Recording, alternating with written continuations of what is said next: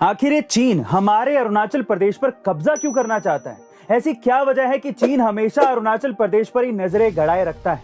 चलिए जानते हैं।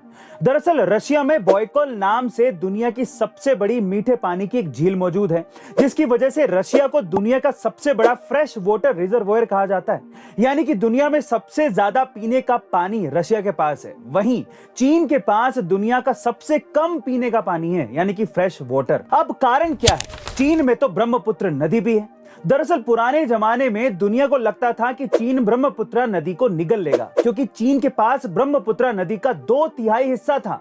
लेकिन साल 2001 में जब हाइड्रोलॉजिकल सर्वे हुआ तो उसमें पता चला कि 20% पानी ही चीन अब तक स्टोर कर पाया है, और भारत में ब्रह्मपुत्र नदी का सिर्फ 1/3 हिस्सा है। लेकिन उसके बावजूद भी भारत के अरुणाचल प्रदेश में ब्रह्मपुत्र नदी का 60% पानी रिजर्व है, और यही कारण है कि चीन हमेशा अरुणाचल प्रदेश के पीछे पड़ा रहता है। गाइस, क्या इसके पहले तक ये फैक्ट आपको पता था? और अगर नहीं तो कमेंट सेक्शन में जरूर लिखिएगा।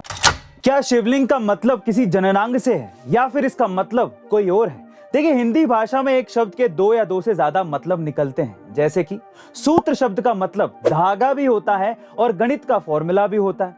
ठीक उसी प्रकार संस्कृत में लिंग का मतलब होता है चिन्ह या फिर प्रतीक, यानी कि शिवलिंग का मतलब होता है शिव का प्रतीक। जैसे हमारा शरीर पदार्थ से बना है और आत्मा उसकी ऊर्जा है, ठीक उसी प्रकार शिव यानी पदार्थ और शक्ति यानी कि ऊर्जा, इन दोनों का प्रतीक शिवलिंग कहलाता है। गाइस, क्या इसके पहले तक शिवलिंग का यह अर्थ आपको पता था? और अगर नहीं तो कमेंट सेक्शन में जरूर लिखिएगा, और साथ ही ये भी लिखिएगा, हर हर शंभू।